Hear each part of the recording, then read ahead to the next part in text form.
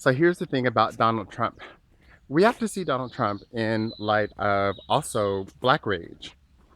There are many things that Black people will say, the outrage that we feel at white supremacy, that we don't say in mixed company at all. Like we learn from a very early age, and it's one of those things that could cause you death from a lot of people's perspective is that you don't express your rage against or about white supremacy.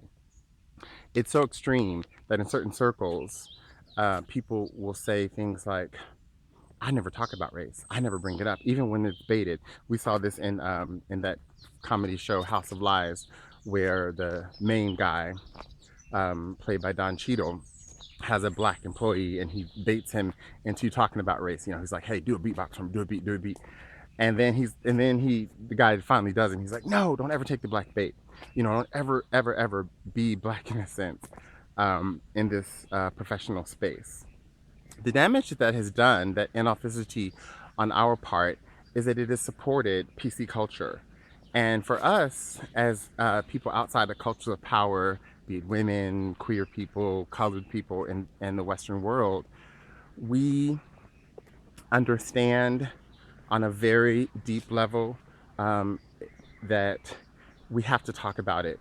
We have to talk about race and our place in it. And for our children, we have to help them to contextualize race. So for Black children, for example, we have to teach them to externalize white supremacy, to never internalize it, even when it's it's minutia. You know, the popular culture, the ads, the slights, or when it has its dramatic forms, those microaggressions against us, or the deadly forms. You know, the actual prison industrial complex and that sort of thing. So we have to teach our children in order to, you know, just be a sane person in this society, that they do have to wear a mask. We still wear the mask,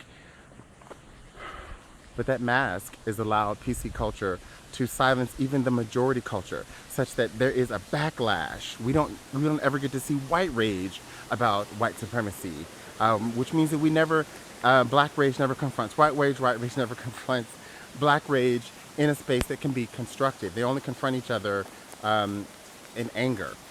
You know, Black Lives Matter did this, and then Fox says, "Oh my God, look how white supremacist Black Lives Matter movement is," and they're just saying that only Black Lives Matter and that sort of thing. And so we never actually have the dialogue, and it's gotten worse in the digital space because now we're all huddled in our respective corners. So, like I said, you have Black Lives Matter, for example, as a modern day iteration of what white supremacy looks like. Um, white, you know, Black Lives Matter on one side and Fox News on the other side. When do they come together?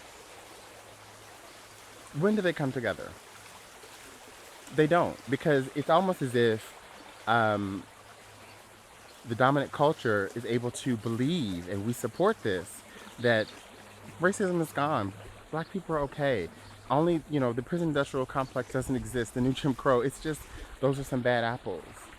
And that's the consequence for our society, is that we don't evolve. We don't get to see and hear one another's the entire, what would you say, spectrum of one's identity when we sanitize it for one another, be it censoring Black rage or using PC cultures, never really have to engage in what one thinks and feels about Blackness. I tried this once, it worked. There was a Black student who just embodied what everyone thought of as a thug.